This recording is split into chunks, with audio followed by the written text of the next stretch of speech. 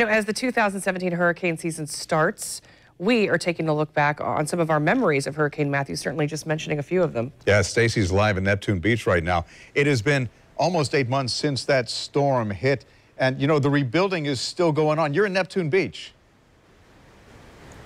Yeah, I am in Neptune Beach, and as you can see, you know, a lot of the walkovers at the beaches were decimated. Nikki, I remember you being at Jax Beach holding up a piece of one of those walkovers. Well, this one behind me right here is in the process of being rebuilt, but most of them here along this beach have already been built.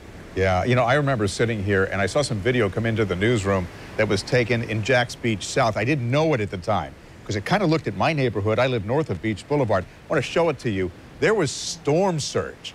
And there was one in particular picture with water just rushing in along Costa Verano. And I thought to myself, it really is a good thing that I convinced Christy, and I had to twist her arm, to go ahead and evacuate because she didn't want to leave. Absolutely. And I know the next morning after those waters receded is when they sent me live to that location. And as Stacy was just mentioning, I found a video on my phone when I was going back through the memories last night.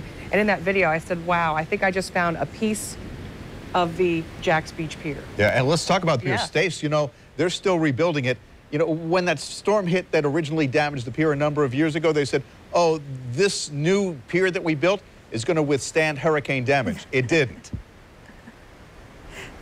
Remember that? That was Hurricane Floyd back in 1999. We go over that in the primetime special that airs tonight at 8 o'clock, and it didn't. They expected the breakaway boards to come up, but the pilings to stay in place. 300 yards of that pier, I'm looking at it right now, were simply washed out. And this talks about just how powerful this storm was. And this, guys, wasn't even a direct hit. And that's the lesson that we all need to take away from this. If this had been a direct hit, this would have been total devastation along our coast here. Like Atlantic Beach Mayor Charlie Latham said, if it had only taken a little jog, it would have been a much different scenario. Absolutely. Rebecca, you virtually slept here along with, you know, John and Richard and the rest of the Weather Authority team. Your personal reflections. Well, you should go back and look through the pictures on your phone to, you know, if you're watching the Hurricane Matthew, because we got the opportunity to do that yesterday to prepare for this. And we don't get a lot of sleep when hurricanes are headed our way, so I have a special tunes list driving in and out to make sure I don't fall asleep. And it kicks off with Riding the Storm Out.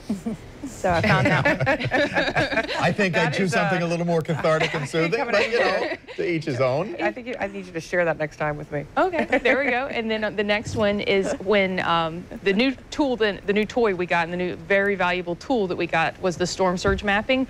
And I do live along the coastline there, and before the hurricane took the wobble to the west, it was looking like we were going to see 3 to 5 feet of water in our home. And then this is the storm surge. This is a picture I sent to my husband when it updated after the wobble, like, we're clear, it's okay, only 1 to 3 feet of water from our house. And I want to show you how seriously we take your safety. We mobilize everybody who works here. I mean, from the sales staff to the engineering staff. There was a little meeting in the newsroom. It shows you how many people are gathered to talk about this is what we need to do. Yeah, it was all hands on deck for that, for sure. I wanted to share some of my memories. This one really grabbed my attention. This is the club Ponte Vedra, the beach club, the surf club rather, and the water had come all the way in, and you could see how high it was, and you see the foam there from the ocean as well. For me personally, my family was getting ready at home. That was really hard. We went to Costco, got a lot of food that they could have. Brady was especially excited about the giant jar of animal crackers. The reality is, you got to keep you've got to keep the kids occupied and happy. Yeah, and this is our nanny on the right, who was staying with us, and my husband on the left, obviously, filling the backs of both of our SUVs with sandbags, because we were, like, you know, both of you, very concerned about the flooding as well. I think you need to buy Scott a little bigger shovel for next time. Stacy, you've got a pretty compelling and emotional look at what Matthew did and lessons learned that's coming up tonight. Yeah, a lot of people want to know, why was their power out for so long? One woman with 4 children was out for 11 days. So we're going to talk about that and so much more in our primetime special at 8 o'clock tonight. It's called A Disaster Named Matthew, and we invite you to watch.